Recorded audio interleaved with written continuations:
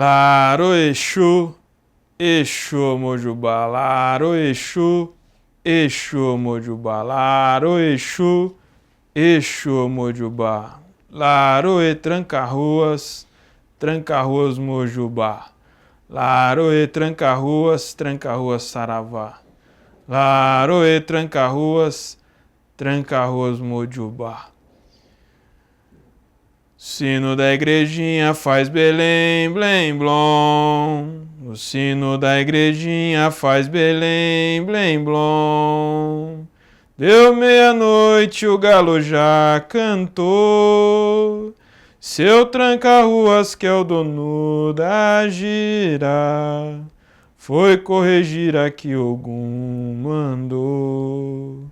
Seu tranca-ruas, que é o dono da gira, foi corrigir a que Ogum mandou. Laroê, seu tranca-ruas, tranca-rua Mojubá. Salve, salve, amigos, irmãos, em Oxalá.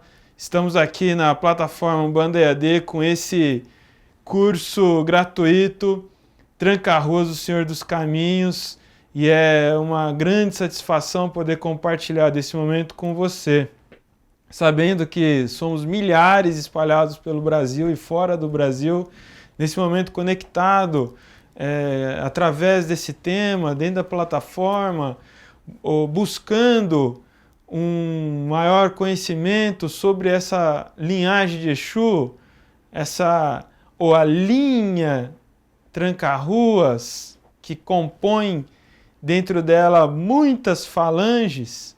Então, eu sou Rodrigo Queiroz e estou aqui muito feliz com essa oportunidade.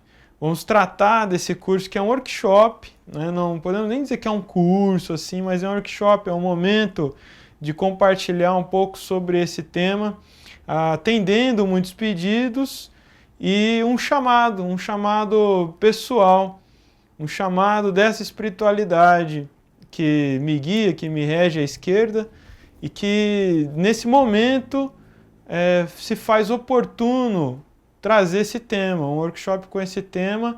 E a gente está falando de Tranca-Ruas, um Exu pop, talvez seja dentro da Umbanda o Exu mais popular e dentro das igrejas evangélicas, né? Onde qualquer possessão, qualquer problema, ele é o culpado. Então, isso tem um porquê, qual é o porquê? O porquê é que ele é muito popular. É uma falange, uma linhagem de Exu muito grande dentro do plano espiritual e que está presente em todos os terreiros de Umbanda, de Quimbanda, Umbandomblé, de Macumba, vai ter lá presente um Tranca-Ruas. E são muitas as falanges dentro da linhagem de Tranca-Ruas. Da minha parte, falar de Tranca-Ruas é uma emoção, é uma oferenda, é uma manifestação de fé, de gratidão, de veneração. Eu posso, em alguns momentos, me emocionar e eu conto com o acompanhamento de vocês, né, de entender isso também. E aí é disso que eu vou falar aqui nesse primeiro bloco. Então, o meu contato com a Umbanda, o meu primeiro contato com a Umbanda foi através da manifestação de um Tranca-Ruas. Então, quem já esteve comigo em outros cursos, no curso de mediunidade na Umbanda, eu conto mais detalhadamente a minha história, né, de contato com a Umbanda e desenvolvimento mediúnico. Mas o que eu quero aqui deixar mais específico é justamente a presença de um Tranca-Ruas que cruzou o meu caminho e mudou todo o meu caminho, né? Mudou toda a ideia de vida que eu tinha até então. Então, era um médium que recebia esse Exu, ele dizia que era o guia de frente dele, e na cozinha da casa do meu pai, fazendo uns trabalhos para ajudar meu pai, eu, então evangélico, esse Tranca-Ruas vivia mandando recado, até que um dia eu cedi e resolvi ver o trabalho dele. Até que chegou o momento de incorporar Exu, E veio esse tranca-ruas e a sua manifestação, desde a hora que ele incorporou, foi algo que me deixou bastante impressionado. Não que fosse uma incorporação extravagante, mas a presença energética, aquela mudança da atmosfera, o silêncio incômodo que se fez no ar na sua chegada, e também o seu olhar, a sua firmeza e a maneira como aquele médium, que já não era pequeno, se tornou muito maior diante dos meus olhos. Então tinha toda uma experiência acontecendo ali sensorial e que me impressionou muito. Eu era muito novo, então eu tinha nessa ocasião entre 13 e 14 anos, e esse Exu falava comigo como se eu fosse alguém crescido. E ele falava de responsabilidades comigo, ele falava comigo de igual por igual, como com outros ali naquele ambiente, os adultos que estavam ali. Ele pedia para falar comigo em particular. E em particular falava sobre a vida. Né? Ele falava sobre a vida, falava sobre a Umbanda e falava sobre fé. Então, foi através dessa experiência, desse contato com ele, que eu entendi a Umbanda como religião e decidi ser umbandista. E daí, enfim, desenvolver a mediunidade. E desenvolver a mediunidade sob os cuidados dele, sob as orientações dele. Era ele que coordenava tudo. Não era ele que executava a gira do desenvolvimento, mas era ele que dizia por onde caminhar. Esse tranca-ruas, que é meu pai espiritual, ou meu padrinho, ou minha matriz dentro da religião, me ensinou valores da religião. Me ensinou, me trouxe nesse contato com ele a experiência, ainda muito novo, do desenvolvimento de um senso ético. E o que é ética dentro de uma religião, dentro da mediunidade para a vida. Me ensinou, então, me transmitiu valores morais dentro da religião. Não era um Exu amoroso, não era um Exu meloso, não era um Exu nem gracioso. Era muito firme, muito rígido, tenso, parecia que ele estava sempre tenso. Senhor Tranca-Rua das Porteiras. Um pai para mim, para muitos era pavoroso, e para quem quer que tenha cruzado o caminho com ele, foi determinante. A minha vivência com ele foi curta, mas o período que eu convivi com ele foi suficiente para que aqueles valores e aquele conjunto de princípios éticos pudesse me nortear até aqui. Então ele falava de uma Umbanda, de uma forma de fazer Umbanda que eu não via, que eu não entendia, porque está na casa do meu pai. Mais tarde eu fui procurar em muitos terreiros e não encontrei, até que chegou o momento que era a hora de eu fazer a Umbanda, que esse Exu me dizia, que esse Exu esperava que existisse talvez, ou que ele conhecesse em algum lugar, e de repente eu deveria ser assim, mais um a executar. Então, para quem acha que Tranca-Rua é Exu do mal, Exu inconsequente, eu estou falando de uma figura espiritual que salvou a vida de um adolescente muito rebelde, muito problemático. Que não só salvou a vida, mas como deu o mais importante na vida de um indivíduo, que é o sentido para a vida.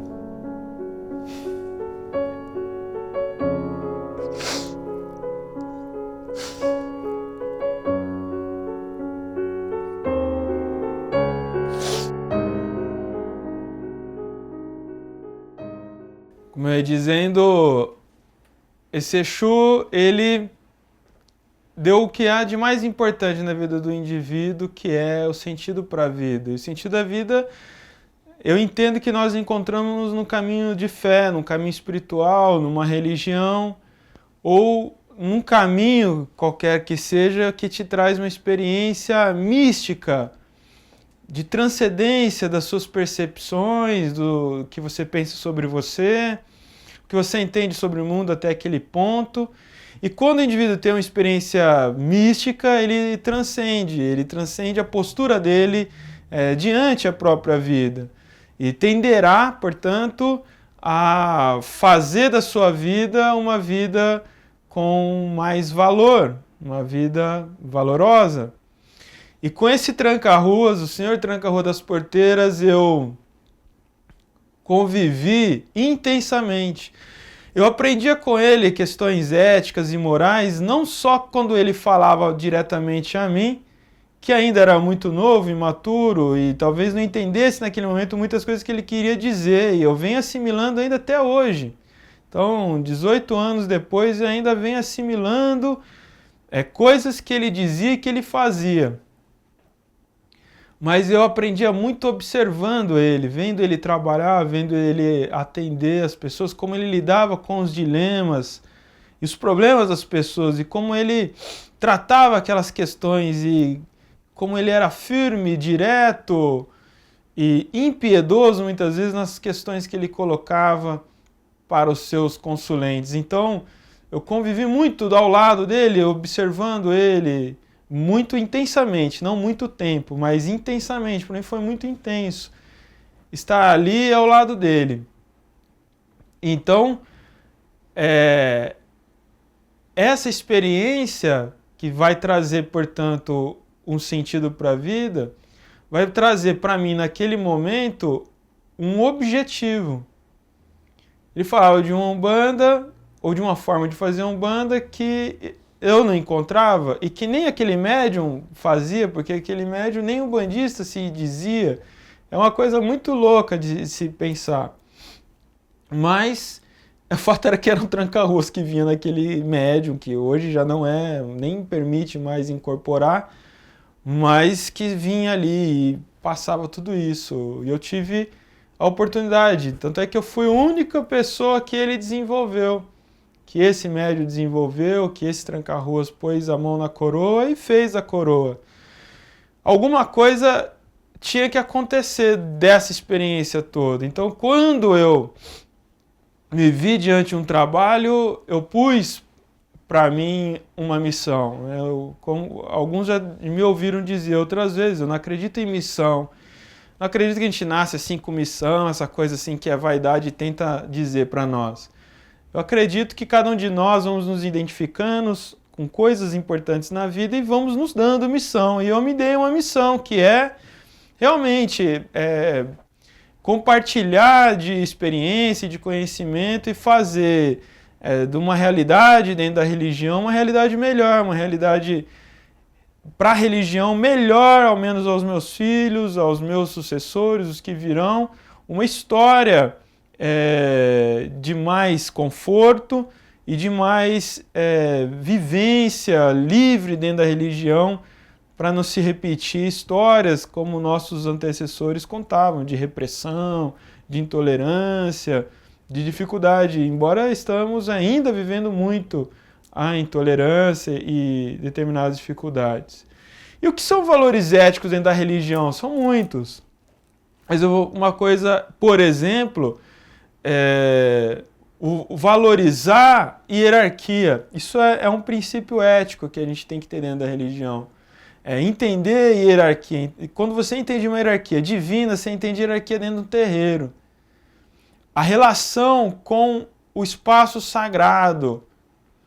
Como se posicionar ali dentro, como a postura diante o sagrado e diante aquilo, tudo que é sagrado, desde uma guia, de uma pemba, até o espaço todo físico do templo. A relação de respeito com os outros, a relação de atenção aos outros, de acolhimento aos outros, de silêncio, silêncio diante as confissões, silêncio diante a história íntima de cada um que possa chegar a você enquanto médium, enquanto sacerdote. Então isso e muito mais é ética que deve ser desenvolvida dentro da religião. Como você se relaciona com outros religiosos que não são da sua casa, que desenvolvem o seu trabalho e têm a sua legitimidade. observar sempre pela via do respeito e da admiração por ser o que é, de repente alguém que lidera um trabalho com as suas dificuldades todas. Valores morais dentro da religião, por exemplo, é a noção de caridade, né? Do amor, da prática da fraternidade. Isso são valores morais. O que eu devo, o que eu não devo, o que me é lícito, o que não me é lícito. Quais são os valores da religião, por exemplo, quando a gente trata de caridade? O que é caridade dentro da religião? O que é o atendimento das entidades em relação à comunidade? Então, isso tudo foi nesse curto espaço que eu convivi com ele, de poucos anos, e que eu fui vendo na prática e fui assimilando. Então, são essas coisas que vão ficando. E aí, para encerrando esse bloco, eu vou compartilhar de uma historinha que deve ser conhecida por muitos, que é de um campeonato, uma maratona que teve em 2012, e um queniano estava chegando na linha muito adiante, estava chegando para a vitória, e aí ele se perdeu diante as indicações, as placas e tudo mais, e ele achou que já tinha passado, e todo mundo gritando, ele começou já a posar para tirar fotos, já cumprimentar as pessoas, e vinha atrás dele um jovem espanhol que percebeu que ele passaria o queniano, mas que o queniano estava perdido, não tinha entendido que a prova não tinha terminado. E ele começou a gritar para o queniano não entendeu a língua dele, obviamente, e não se manifestava. Até então que o espanhol foi até ele, pegou pelos braços, ele empurrou para frente para que ele pudesse concluir a prova e aí ser legítimo campeão que vinha a ser de fato. E aí isso tudo criou um alvoroço na mídia na ocasião e um repórter perguntou para ele, olha, por que você fez isso lá com o queniano? Eu fiz o quê? Não, o que você fez aquilo lá com o queniano? Mas o que eu fiz? Ah, que negócio de pegar, puxar ele, fazer ele passar e ganhar, você poderia ter ganho. Não, eu não poderia ter ganho, eu não estava ganhando. Quem ganhou foi o queniano, porque ele estava à frente, ele só estava perdido no momento. Então eu fiz o que deveria ser feito. Ah, mas você poderia ter ganho. Não poderia ter ganho. Você não está entendendo. Eu fiz o que tinha que ter sido feito. Ele estava perdido. Quem ganhou foi ele já, desde então. Não, mas como, né? Então ele falou assim, olha, acho que eu estou entendendo agora o que você quer dizer, mas como que eu poderia ganhar uma vitória dessa, não sendo minha, roubando do outro? Como eu poderia dizer para minha mãe, mãe, eu venci assim? Então, o que se estabelece aí, por exemplo, a gente percebe que valor é valor, ele é intrínseco, ele não muda por ocasião. Não é a ocasião que faz o ladrão. O ladrão, ele é sempre ladrão. Né? O mau caráter, ele sempre vai ser mau caráter. Não é a ocasião que faz o mau caráter acontecer. Então, isso são valores. Entende? Que você leva a qualquer lugar, qualquer ocasião, qualquer situação. E aí ele disse, eu não poderia vencer assim, porque ele teria vergonha da mãe. Então a gente está falando do valor matricial, a base dele, o que ele recebeu desde sua origem de valor ético, moral, dentro do seu crescimento, no esporte, em qualquer lugar. Então quando eu lembro do Senhor Tranca-Rua das Porteiras, eu lembro da minha matriz. Eu lembro da minha origem, e aí eu vou pensar na Umbanda, como eu senti, aprendi e vivi na matriz. Esses valores não mudam. Você aprende coisas novas, mas o valor, ele é intrínseco. Então quem aprende também de forma estranha, vai sempre fazer de forma estranha. Qual é a sua matriz? Quais são os seus valores? Eu faço toda essa apresentação para já colocar aqui, Exu é força, é guia, é luz, é caminho. Salve Tranca-Ruas. Seja muito bem-vindo. Vamos para o próximo bloco.